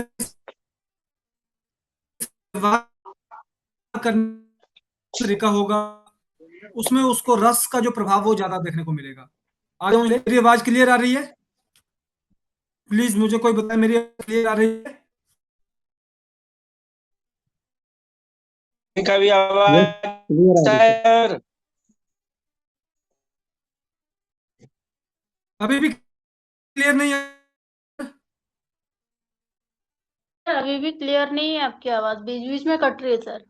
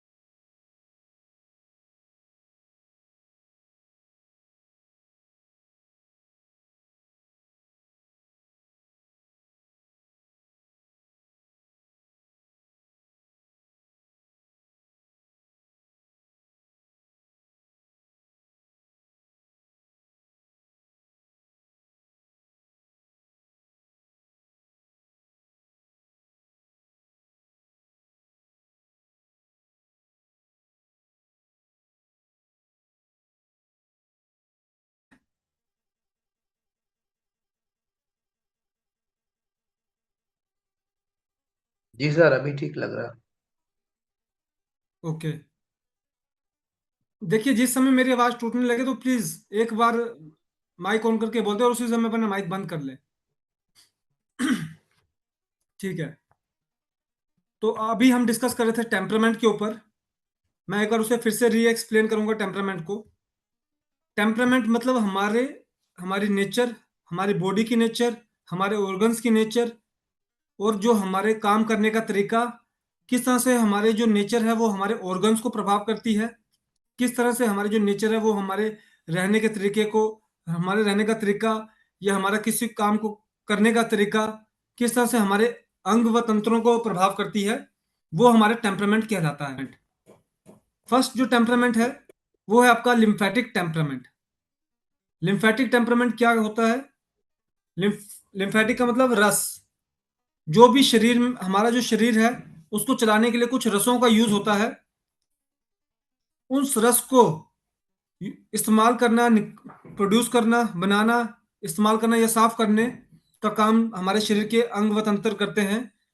पर जो रस के प्रभाव के कुछ पर्सन ऐसे होते हैं जिनके अंदर उस रस का प्रभाव ज्यादा होता है। उसका मतलब जो उनको बीमारी होगी वो रस के डिस्टरबेंस की वजह से बीमारी हो सकती है। उसका मतलब अगर उनको ताकत मिलती है तो रस के सुदृढ़ होने से उनको ताकत मिलती है। तो उनकी बॉडी के अंदर जो भी उनके ऑर्गन के प्रभाव जाता है वो उस लिम्फ का प्रभाव जाता है, उस रस का प्रभाव जाता है। वहीं पे जो सेकंड टेम्परामेंट है वो है सेंग्वाइन। जो सेंग्वाइन टेम्परामेंट होता है उसका अंदर प्रभाव होता है रक्त का। आखिर में हमारे शरीर में सिर्फ दो ही तरल पदार्थ हैं जो शरीर को चलाने में पूरा काम करते हैं। अगर देखा जाए पूरी चीजें अपनी जगह पे ठहरी रहती हैं शरीर के अंदर, सिर्फ दो ऐसे चीजें हैं जो पूरे शरीर में दौड़ती रहती हैं, वो है एक रस और वो रक्त। जो रस है वो रक्त के अंदर मिलके पूरे शरीर में जाता है।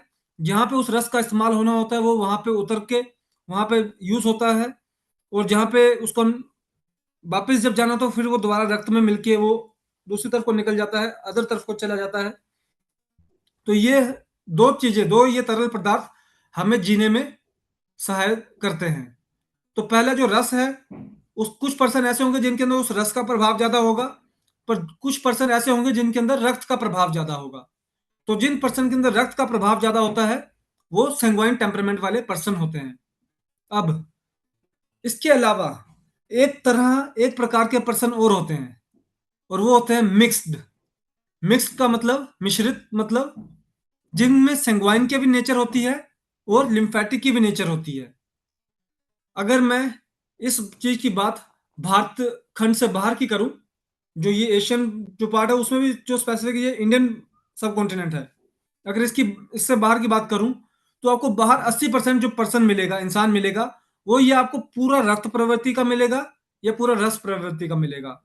वो आपको मिक्स प्रवृत्ति का नहीं मिलेगा। मिक्स का मतलब उसमें दोनों प्रवृत्ति के साइन आपको देखने को नहीं मिलेंगे। पर वहीं पे अगर हम हिंदुस्तान अपने भारतवर्ष की बात करें तो 80% पर्सन आपको ऐसे मिलेंगे जो रस प्रवृत्ति के होंगे या रक्त प्रवृत्ति के होंगे, मिक्स में होंगे वो। और 20% पर्सन ऐसे मिलेंगे जो प्योरली रस या रक्त के होंगे। 80% जो पर्सन आपको मिलने वाला है वो मिक्स का मिलने वाला है। मिक्स का मतलब उसमें रक्त की प्रभाव भी ज्यादा हो रहा है और रस का प्रभाव भी ज्यादा हो रहा है। अब उसकी जो वैल्यू है, कितने परसेंट वो कितना ज्यादा, अब उसमें भी डोमिनेंसी होती है। कुछ लिम्फेटिक डोमिनेंट पर्सन होते हैं, कुछ सेंग्वाइन डोमिनेंट पर्सन होते हैं। लिम्फेटिक डोमिनेंट का मतलब उसके अंदर सेंग्वाइन के सिम्टम तो हैं, पर जो ज्यादा प्रभाव उसको करता है वो लिम्फ करता है। सेम कुछ ऐसे पर्सन होंगे जिसमें जो सेंग्वाइन डोमिनेंट होंगे, जिसमें रक्त की प्रवृत्ति ज्यादा प्रभाव करती है, पर वहीं पे कहीं ना कहीं पे कुछ उसके अंश रस के प्रवृत्ति वालों से भी मिलते जुलते होंगे। तो इस तरह से हमारे 3 जो टेम्परामेंट बनते हैं। इसको आगे जाने से पहले किसी पर्सन का कोई क्वेश्चन, प्लीज अपना क्वेश्चन पूछ सकता है वो।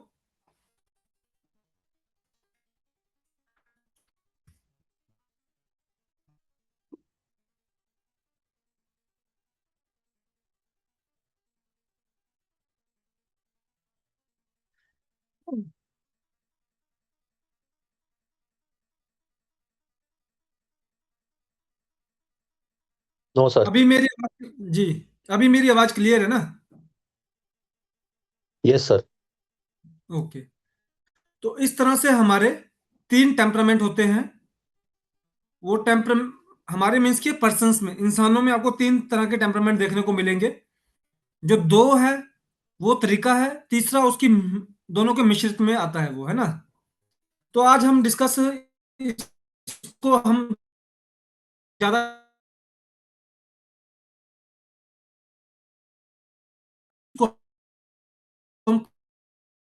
जब सर आवाज कट रहा है आपका।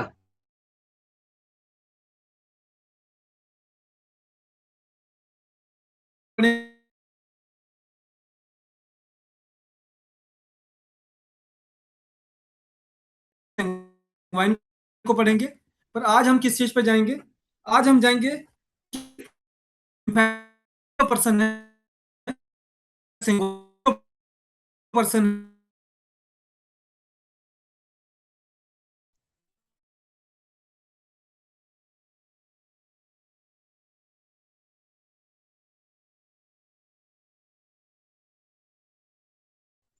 सर आवाज नहीं आ रही। सर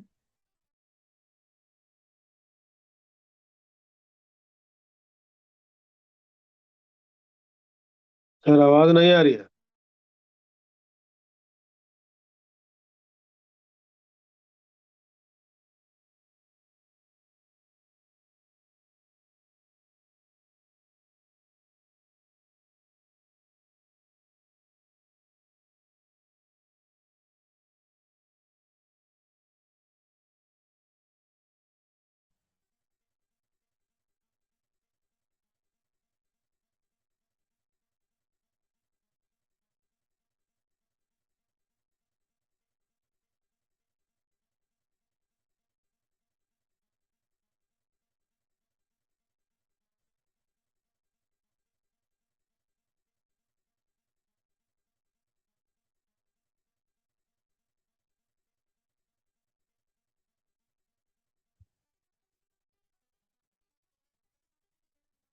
आवाज आ रही है? अभी आ रही है आपकी आवाज। सर आ रहे ओके, चलिए। तो अभी लास्ट में जो मैंने आपको टेम्परामेंट तक पढ़ाया था, 3 टेम्परामेंट के बारे में बताया था, उतना तो क्लियर है सबको?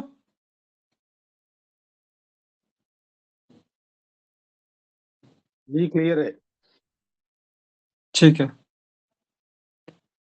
नेक्स्ट आज हम जाएंगे कि टेम्परामेंट जो होते हैं हमारे उससे कैसे मालूम पड़ेगा कि कौन से ऑर्गन या ऑर्गन सिस्टम के अंदर बीमारी आ सकती है आपको। तो अभी हम उसके रिगार्डिंग डिस्कस करेंगे। तो इसमें जो फर्स्ट जो है हमारा वो लिम्फेटिक टेम्परामेंट है। इसको एक्सप्लेन करने से पहले मैं आपको बता दूं, हमारे ऑर्गन के 3 तरह के रोल होते हैं, काम होते हैं। एक, किसी चीज को बनाना, दूसरा उसे इस्तेमाल करना, तीसरा उसे साफ करना। To make, to use, to purify. इस 3 तरह के जो काम हमारा ऑर्गन करता है। अब इसमें जो आगे चल के आपको जो थोड़ा सा मैं इसमें एक्सप्लेन करूंगा, जो मैं आपको ऑर्गन्स बताऊंगा उसके रिगार्डिंग पे। फर्स्ट है हमारा लिम्फेटिक टेम्परामेंट। लिम्फेटिक में जो ऑर्गन, रस को पैदा करने वाले ऑर्गन कौन कौन से होते हैं, पहले उसके बारे में मैं आपको बता रहा हूं। जो भी ये ऑर्गन आपको बताए जाएंगे, ये ऑर्गन उस लिम्फेटिक पर्सन के अंदर बीमारी के कारण भी बन सकते हैं। आपको इस चीज को भी अपने माइंड में रखना है। तो पहला है रस को पैदा करने वाले अंग व तंत्र, मतलब लिम्फ को बनाने वाले ऑर्गन या ऑर्गन सिस्टम्स। उसमें आपका जैसे कि thyroid, pituitary, thymus, pancreas, spleen, kidney and liver, ये आपके लिम्फ को बनाने वाले ऑर्गन्स या ऑर्गन सिस्टम में आते हैं। किडनी में ऑर्गन सिस्टम, मतलब इस तरह से कुछ ऑर्गन सिस्टम्स के कंसीडरेशन में है और बाकी ऑर्गन बेस के कंसीडरेशन में है। इसका भी जो आपको ब्रीफ एक्सप्लेनेशन मिलेगी, वो जब हम इस चैप्टर में आगे बढ़ेंगे तब आपको उसका ब्रीफ एक्सप्लेनेशन मिल जाएगा। अभी आपको किस चीज को ध्यान में रखना है कि कौन से ऑर्गन सिस्टम आपको बताए गए हैं। फिर से मैं रिपीट करूंगा, लिम्फेटिक पर्सन, लिम्फेटिक के अंदर आपको जो पहले बीमारी देखने को मिल सकती है, जिसमें रस को प्रोड्यूस करने वाले जो अंग व तंत्र की बीमारी होगी, वो रहेगी आपका थायराइड। जो ऑर्गन सिस्टम रह सकते हैं वो thyroid, pituitary, thymus, pancreas, spleen, renal या लिवर। इसके बाद जो सेकंड आता है वो है हमारे रस को इस्तेमाल करने वाले अंग व अंग तंत्र। रस को इस्तेमाल करने वाले अंग तंत्र का मीन्स हुआ आपका जो लिम्फ यूजर्स में जो आपके आते हैं वो है आपका लिवर, आपका digestive system and second kidney, जो उसको इस्तेमाल करने वाले अंग व तंत्र हैं, डाइजेस्टिव सिस्टम एंड किडनी। उसके बाद लास्ट जो आपका पार्ट रहता है वो है जो उसको रस को प्यूरिफाई करता है। रस को प्यूरिफाई करने वाले कौन कौन से अंग व तंत्र हैं? फर्स्ट है आपका स्किन, सेकंड है आपका सैलिवरी ग्लैंड, और उसके बाद है आपका लैक्रिमल ग्लैंड्स, और लास्ट में किडनी। अब जैसे आपने इसमें देखा है कि जो किडनी है वो आपका हर जगह पे इंट्रोड्यूस किया, हर जगह पे उसका रोल आ रहा है। तो वो किस तरह से उसका रोल आएगा वो आपको एनाटॉमी फिजियोलॉजी से भी पता चलेगा, और जब हम इस लेक्चर की श्रृंखला में आगे बढ़ेंगे तो उसमें भी आपको इसके बारे में बताया जाएगा।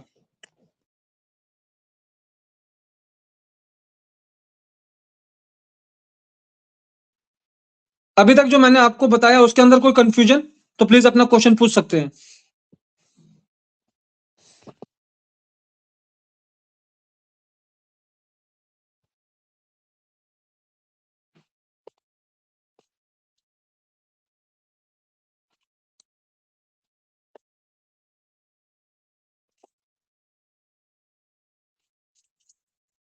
हमने 3 तरह के लिम्फेटिक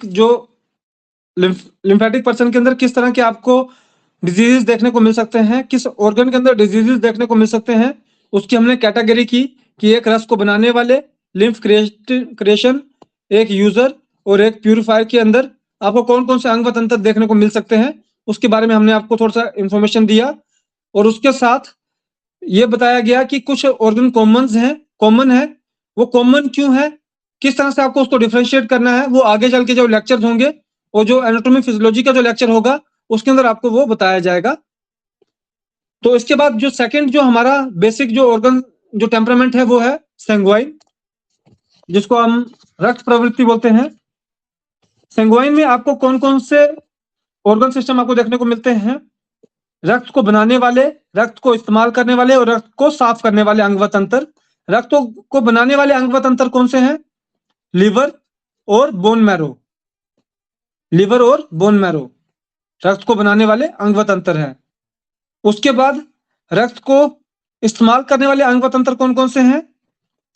हार्ट, नर्व्स, दिल, हमारी नसें, हमारे आर्टरीज एंड वेन्स, हमारा खून को पहुंचाने वाला अंग व तंत्र, और उसके साथ आपके ब्रेन, ये आपका बेसिक ब्लड यूजर्स में आता है। फिर से इसको मैं रिपीट करूंगा एक बार। Heart, arteries, veins, blood vessels, nerves, then brain and nervous system. Brain and nervous system ये भी आपका ब्लड यूजर के अंदर आता है। अब इसके बाद आपका लास्ट है हमारा प्यूरिफायर, जो प्यूरिफाई करते हैं ब्लड को, वो है लंग्स और किडनी, लंग्स एंड किडनी। अभी इसको कंक्लूड करने से पहले अगर किसी का कोई कंफ्यूजन हो या कोई क्वेश्चन हो तो प्लीज वो मुझसे पूछ सकता है, हमें बता सकते हैं वो।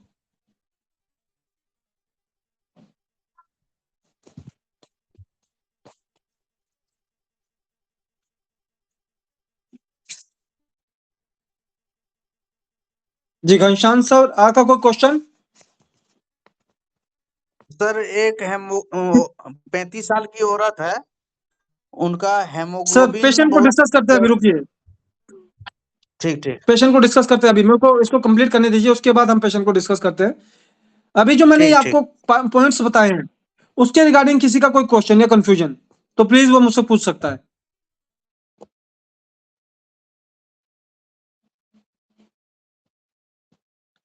Okay, then this is all for today's topic.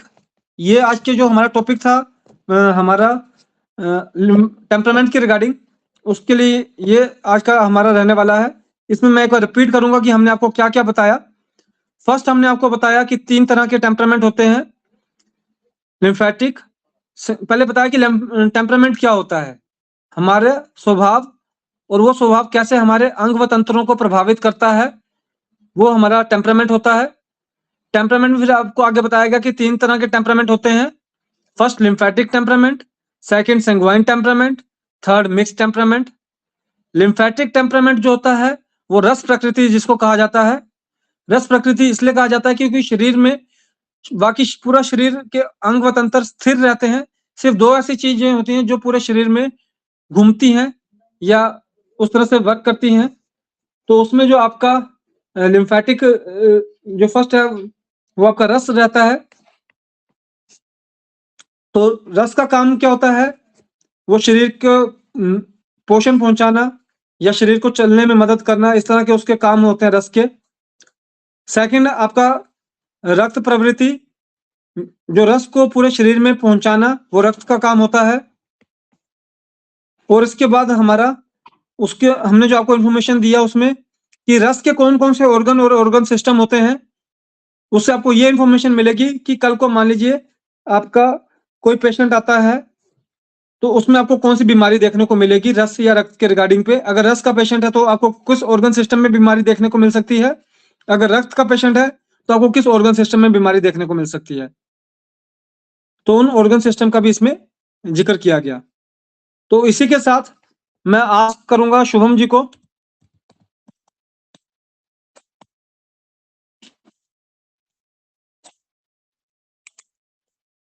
अभी के लिए अगर किसी को कोई पेशेंट डिस्कस करना है वो अगले 5 to 10 मिनट में वो पेशेंट हम हमारे साथ डिस्कस कर सकता है, अदरवाइज हम फिर आगे जो हमारा लेक्चर होगा उसकी तरफ को चलेंगे। तो लेक्चर के रिगार्डिंग कोई कंफ्यूजन या कुछ आपको क्वेरी हो तो प्लीज वो हमसे बात कर सकते हैं। हाँ सर, एक 35 साल की महिला है। जी हेलो। तो जी सर बोलिए। उनका हेमोग्लोबिन बार बार घट रहा है सर, 5 यूनिट उसका ब्लड चढ़ चुका है लेकिन फिर भी घट जाता है। सर अब इसमें हमें कुछ चीजें एलोकेट करनी पड़ेंगी कि वो क्यों, कारण क्या है। तो उसके लिए आपको काफी कुछ मान लीजिए बेसिक कुछ आप टेस्ट करवा सकते हैं, HB हो गया, फिर आपका लिपिड प्रोफाइल हो गया। उसके अलावा आपको एक बार इसका अल्ट्रासाउंड भी करवा लेना चाहिए, क्या पता ऑर्गन डिसफंक्शनैलिटी तो नहीं हो रही है, क्या पता लिवर या किडनी में कोई दिक्कत तो नहीं आ रही है। तो इस रिगार्डिंग आपको थोड़े से इन्फॉर्मेशन उसके और लेने पड़ेंगे, तो उसके बाद हम इसमें किसी वो कंक्लूजन पे पहुंच सकते हैं। सारा चीज लिया हुआ है सर, आपको हम व्हाट्सएप करके कर देंगे। टोटल चीज किया हुआ ठीक है है सर, उनका। ठीक। ओके। और नेक्स्ट क्वेश्चन डॉक्टर और एक अक्षय था राजपूत जी। एक था और सर। जी हेलो। सर। अक्षय सर एक मिनट वेट कीजिए प्लीज, घनश्याम सर अपने कंप्लीट कीजिए प्लीज। उंगली में जो जलन और दर्द था सर, तो जी उसमें S5RE और C5BE और S1GE का रेपिड डोज दिए थे आप।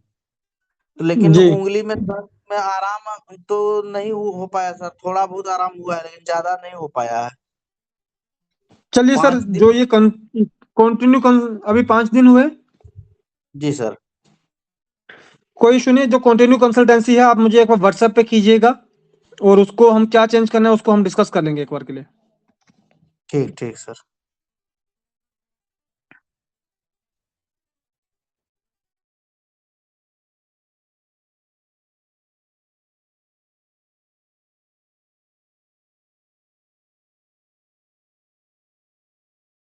ओके अक्षय सर प्लीज अपना क्वेश्चन पूछिए आप। सर हमारा एक पेशेंट है जी जो सर 6 मंथ प्रेगनेंसी है उस पेशेंट को, जी लेकिन पेशेंट के यूरिन में अधिक ज्यादा बर्निंग होती है, यूरिन बर्निंग बहुत ज्यादा होती है उसको। और ओके अभी 2 दिन पहले उसके यूरिन में ब्लड भी आया जिसको हम हीमोचेरिया बोलते हैं, वो भी हुआ है उसको। तो सर हम उसको क्या ओके मेडिसिन सजेस्ट करें जिससे कि प्रेगनेंसी में कोई दिक्कत ना आए। सर अभी जो आप पहला जो उसको सजेशन करेंगे वो S1WE का ही करेंगे सिर्फ। S1WE का रैपिड में रहेगा या फिर सर D5 या D4 से देंगे? ये अभी सर आप इसको D5 से करेंगे और एवरी 2 to 3 आवर्स में आप इसका यूज करवा सकते हैं। अच्छा, 5-5 बूंद का रहेगा या सर 10-10 बूंद का रहेगा? 5 बूंदे सर, 5 बूंदे। 5 बूंद 1 गिलास वाटर में दिलवा सकते हैं ना? जी जी।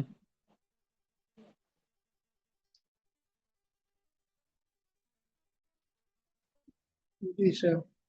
कोई सिरप वगैरह सर दे सकते हैं इनको, अल्कोलिन वगैरह? अभी सर अभी हमें शुरू में कोई और चीज पे नहीं जाना चाहिए, सिर्फ S1WE का ही आप यूज करवाइए।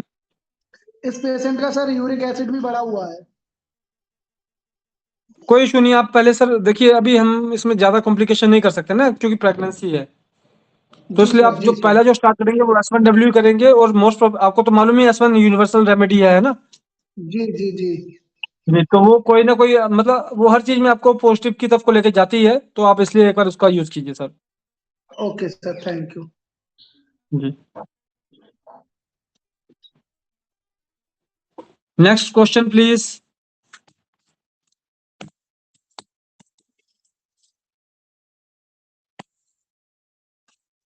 ओके शुभम, आप हमारे साथ जुड़ चुके हैं।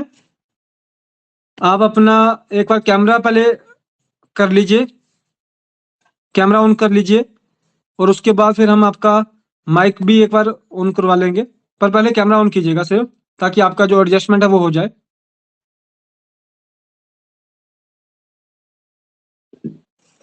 ओके बस एक मिनट, एक मिनट। जी।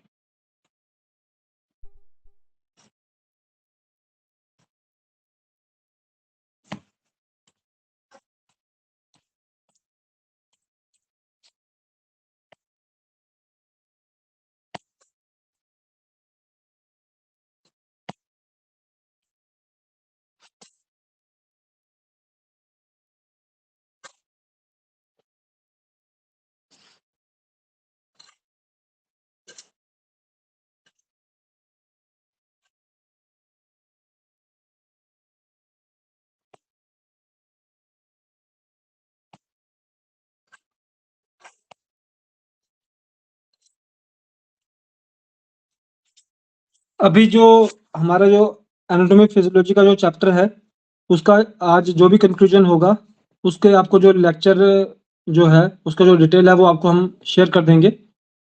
आपके ग्रुप में लास्ट टाइम भी आ गया था, इस बार भी आपको वो शेयर कर दिया जाएगा। आप उसको एज इट इज स्टडी करके आगे बढ़ सकते हैं।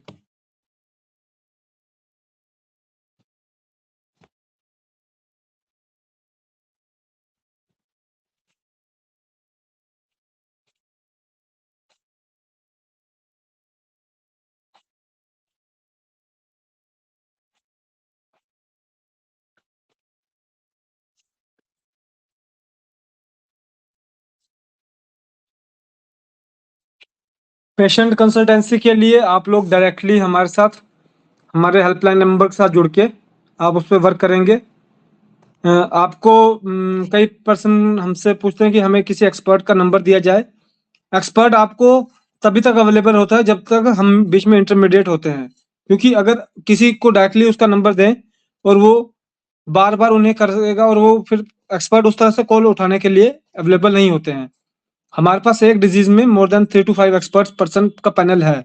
तो मान लीजिए उस समय जिसका भी आवर रहता है, मॉर्निंग 10 to इवनिंग 8 तक में जिसका भी आवर रहता है, उससे हम डिस्कस करके आपको आगे प्रोवाइड करवा देते हैं उसका इंफॉर्मेशन। तो इसलिए जब कोई एक्सपर्ट आता है तो आप उसके पहले ज्ञान को अर्जित करें, उसके ज्ञान को लें, उसके बाद जो आपको अदर चीजें हैं उसके लिए आप जो आपको कैसे उनसे कांटेक्ट करवाना है, कैसे उनकी आपकी सर्विसेज को प्रोवाइड करवाना है, वो हमारा काम है। उसमें हम आपको कोई भी ऐसे दिक्कत आने की जरूरत दिक्कत नहीं आने देते हैं। आपका कोई भी क्वेश्चन होगा, आपको सटीक और उसका एक्यूरेट ही आपको उसका रिस्पॉन्स मिलेगा। आपके पेशेंट में कोई आपको दिक्कत आ रही है, उसका आपको सटीक और एक्यूरेट आपको रिस्पॉन्स मिलता है। और ये हमारा एक इस समय काफी अच्छा है कि इसमें रिस्पॉन्स आ रहा है। कोई भी न्यू कमर डॉक्टर होता है जो हमारे साथ जुड़ता है, उसको किसी भी तरह के रिजल्ट लेने में कभी कोई दिक्कत अभी तक हमें ज्यादा देखने को नहीं मिली है। हाँ, शुरू के समय में कुछ दिक्कतें आती ही आती हैं, पर बाद में वो सारी दिक्कतें आपको खत्म हो जाती हैं जब आप एक बार रेगुलर प्रैक्टिस तक पहुंच जाते हैं। शुभम, आप जुड़ चुके हैं?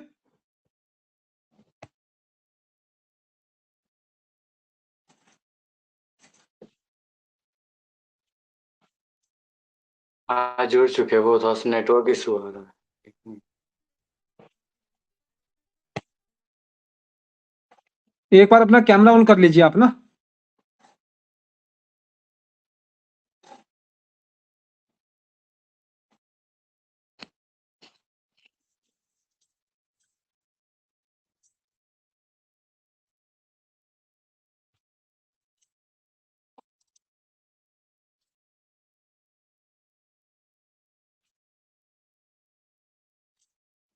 शुभम, आज भी आपकी स्क्रीन जो है वो टिल्टेड ही है, आप उसको कैमरा को दूसरी तरफ से कर लीजिए, फोन को। यस ठीक है, ओके। प्लीज अपना माइक अनम्यूट कर लें और अपने लेक्चर को कंटिन्यू करें।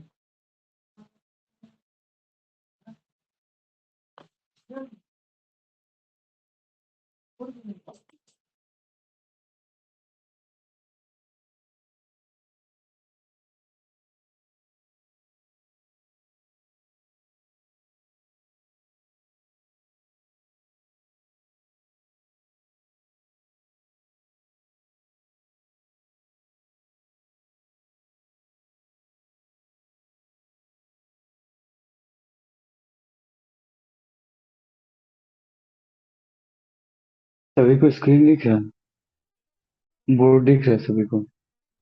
जी शुभम। ठीक है।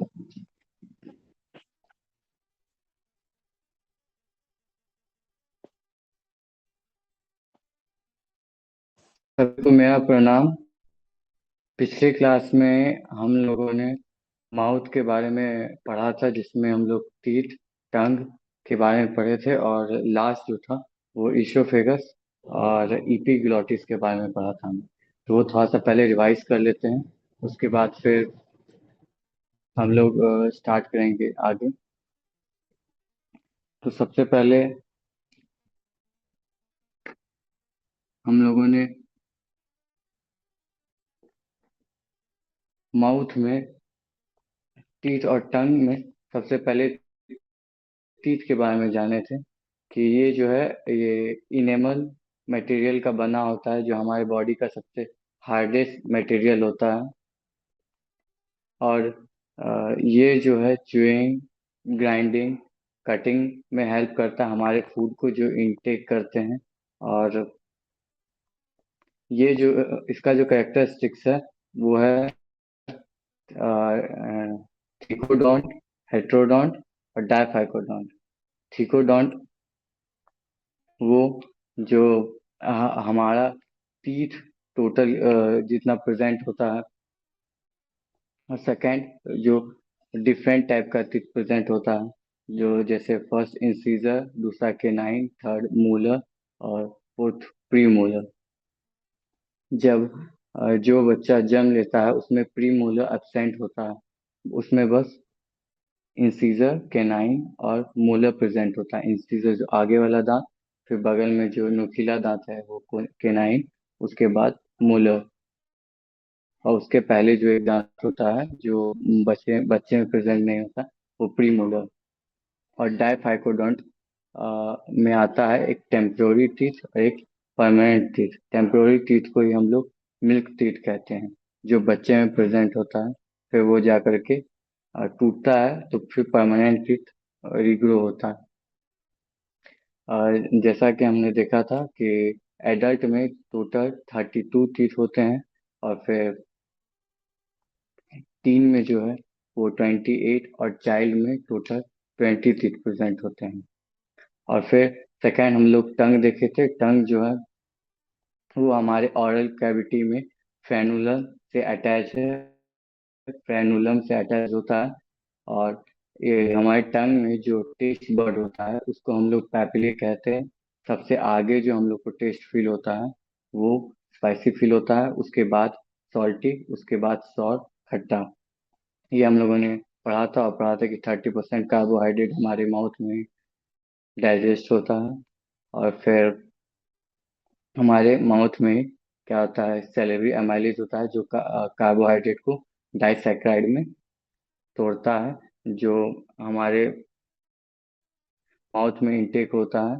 और फिर उसके बाद हम लोगों ने पढ़ा था ईसोफेगस, जिसको हम लोग फूड पाइप भी कहते हैं। फूड पाइप में कोई डाइजेशन नहीं होता है, ये बस माउथ और स्टमक को कनेक्ट करने के लिए का एक पाइप है। और ठीक हमारे माउथ के आगे ट्रैकिया प्रेजेंट होता है, जिसको विंड पाइप भी कहते हैं। इन दोनों के बीच एक इपीग्लॉटिस प्रेजेंट होता है, जो खाने को विंड पाइप में जाने से बचाता है। इपीग्लॉटिस के नीचे ग्लॉटिस होता है, जो ट्रैकिया का ही एक पार्ट है। और फिर उसके बाद हम लोग आज पढ़ेंगे स्टोमक, और फिर आगे स्मॉल इंटेस्टाइन और लार्ज इंटेस्टाइन। सबसे पहले हम स्टोमक स्टार्ट करते हैं।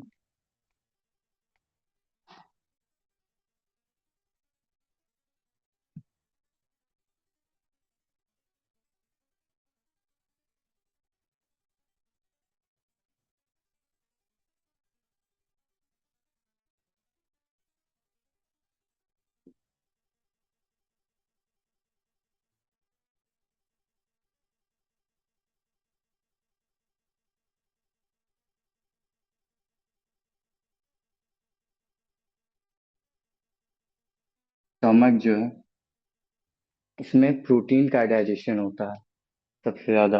और इसका जो फर्स्ट पार्ट है, इसको हम लोग फंडस कहते हैं, FUNDUS, फंडस। फंडस जो है वो ईसोफेगस और स्टोमक को कनेक्ट करता है। और उसके बाद जो है ये है पाइलोरिक। ये जो है हमारे स्टमक का सबसे बड़ा पार्ट है। एक मिनट।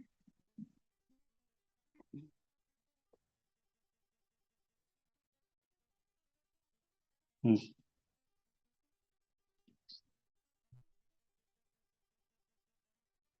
एक सेकंड, मिस्टेक हो।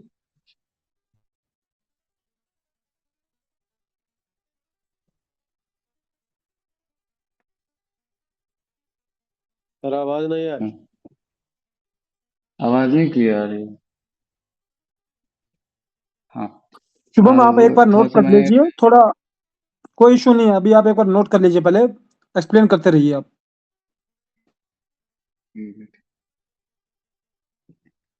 मैंने थोड़ा सा गलती बता दिया था। हमारा जो फर्स्ट पार्ट है वो कार्डियक होता है, जो हमारे स्टोमक को इसोफेगस से कनेक्ट करता है। उसके बाद जो है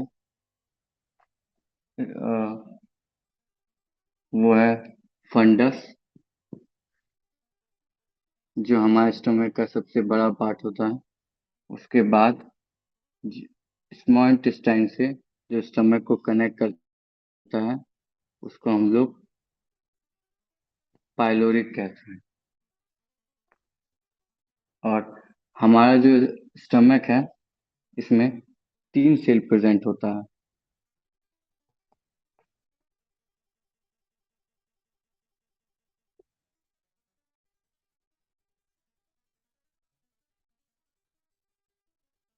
म्यूकस सेल, दूसरा पेप्टिक सेल, और तीसरा चीफ सेल।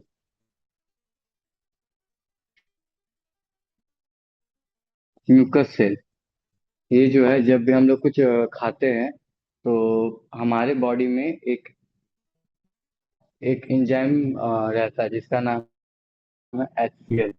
HCl जो है वो एसिडिक होता है, ताकि किसी भी फूड को वो पचाने में हेल्प कर सके। तो ये एसिडिक ज्यादा होता है, वही हमारे स्टमक को प्रोटेक्ट करने के लिए एक लेयर प्रेजेंट होता है, म्यूकस लेयर। वो म्यूकस सेल का बना होता है। उसके बाद पेप्टिक सेल।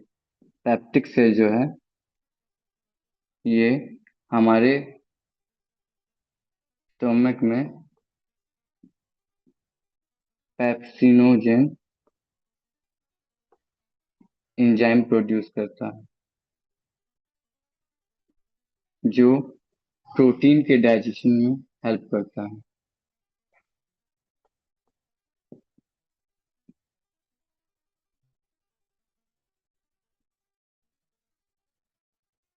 उसके बाद चिप्स से ये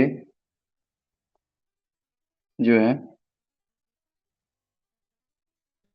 विटामिन B12 का एब्जॉर्प्शन करवाने में हेल्प करता है।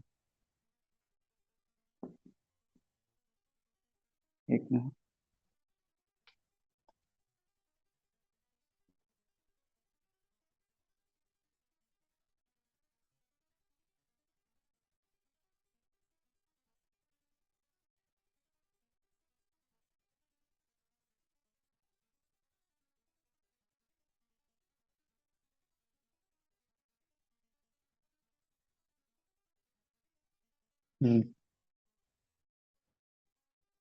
तो 3 टाइप्स ऑफ सेल प्रेजेंट होता है, एक म्यूकस सेल, एक पेप्टिक सेल, एक चीफ सेल। म्यूकस सेल जो है जब भी हम लोग कुछ खाते हैं तो उसमें को पचाने के लिए HCl एंजाइम उसमें प्रेजेंट होता है जो बहुत ज्यादा एसिडिक होता है। तो उसी से हमारे पेट को बचाने के लिए म्यूकस लेयर होता है। फिर सेकंड पेप्टिक सेल, ये हमारे स्टोमक में पेप्सिनोजेन एंजाइम को प्रोड्यूस करता है जो प्रोटीन का डाइजेशन में हेल्प करता है। उसके बाद चीफ से ये जो है विटामिन B12 के एब्जॉर्प्शन कराने में हेल्प करता है। इसके बाद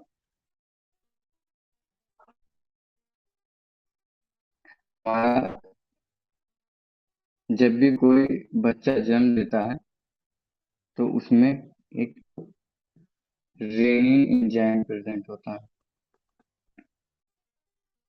जो मिल्क के डाइजेशन में हेल्प करता है।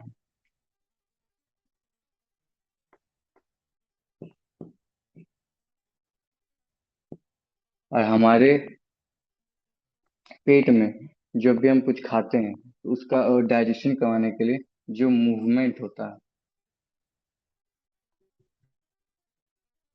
वो 4 to 5 आवर्स तक का होता है। और जो उसमें फूड रहता है उसको हम लोग काइम कहते हैं। और हमारे स्टोमक में जो डाइजेशन होता है वो प्रोटीन का डाइजेशन होता है।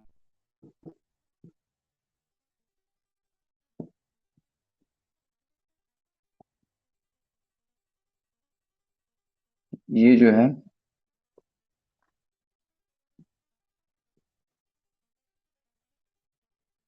हमारे स्टोमक में एक पेप्सिन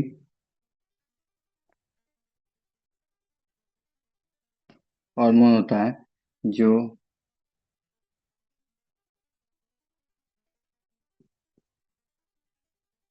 पेप्सिनोजेन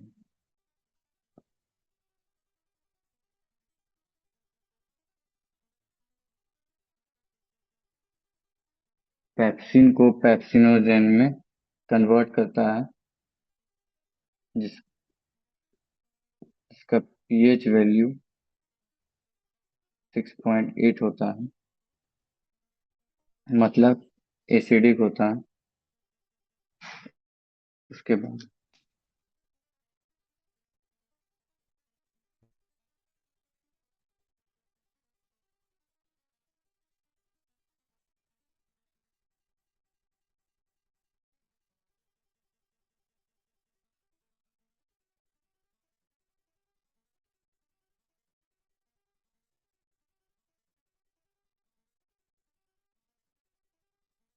कैनाल का कुछ पार्ट्स डिस्कस कर देता हूँ। शुभम, आज आप सिर्फ स्टमक के बेसिक को ही कवर कीजिएगा, उससे आगे मत जाइएगा। ओके। ठीक है, लेकिन उसमें जो कुछ डाइजेशन प्रोसेस है तो वो थोड़ा सा लंबा जी चलेगा, जी। तो इसलिए वो तो फिर अभी आप नहीं, अभी आपने जो जैसे अभी जो आपने इन्फॉर्मेशन दी है वो भी काफी हो चुकी है। उसके अलावा जो अभी आप देने वाले हैं ना, इसको करके डाइजेशन प्रोसेस को बेशक आप कर ले जाइएगा। ठीक है ठीक। जी, उसको बस एक बार रिपीट करवा दीजिएगा। और थोड़ा सा जब रिपीट करवाएंगे तो बेशक अपना कैमरा ऑफ करके और उसके फिर माइक पे थोड़ा जोर से बोल के रिपीट करवाइएगा। ओके, ठीक। Thank you.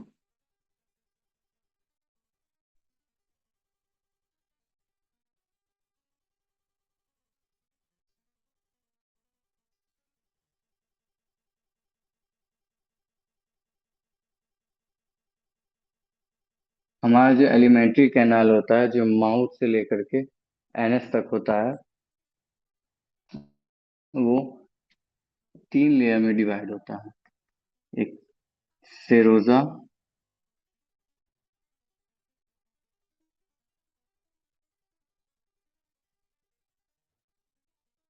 सबमुकोजा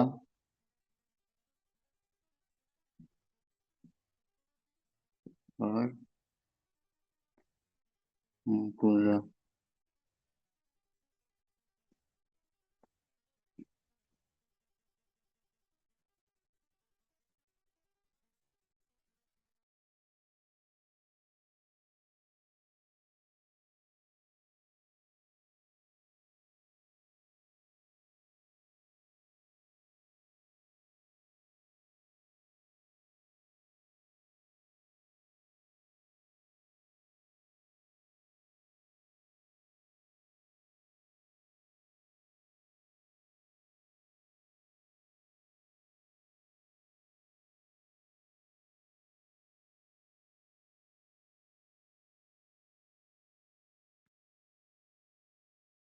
सर मुझे लगता है कि वहाँ पे भी थोड़ा सा नेटवर्क इशू आ रहा है, तो एक्चुअली वो भी उसमें से लेफ्ट आउट हो चुके हैं मीटिंग में से। आप थोड़ा सा वेट कीजिए, मैं एक बार उन्हें कॉल करता हूँ। अगर पॉसिबल होगा तो हम उसे कंटिन्यू करते हैं, अदरवाइज कल उसे कंटिन्यू करेंगे।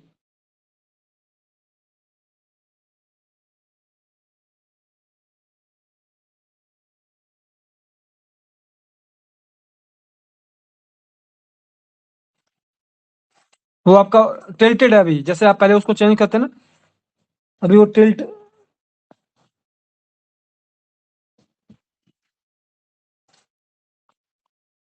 जी ठीक है, प्लीज कंटिन्यू।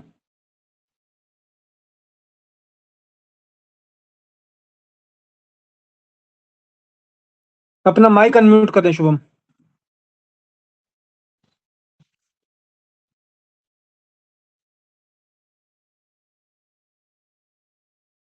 एलिमेंट्री कैनाल है, वो हमारे माउथ से स्टार्ट होकर एनएस तक खत्म होता है।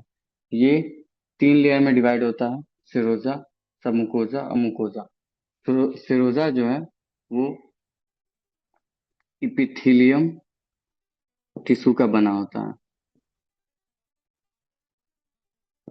इपिथीलियम टिश्यू जो है वो एलिमेंट्री कैनाल को प्रोटेक्ट करता है। उसके बाद सब मुकोजा, ये जो है स्मूथ मसल्स से बना होता है। इसी में हमारा ब्लड वेसल, लिम्फ प्रेजेंट होते हैं। और जो हमारा म्यूकोजा है,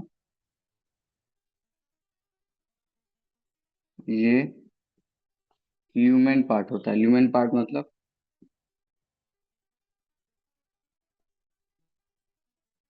कि इसमें ल्यूमेन पार्ट मतलब हुआ कि इसमें ज्यादा जगह होता है, मतलब ज्यादा स्पेस होता है, और इसी में हमारा स्टोमक प्रेजेंट होता है।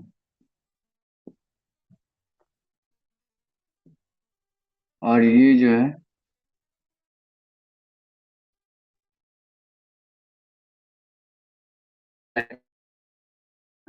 उसका भी जो फिंगर लाइक प्रोजेक्शन होता है वो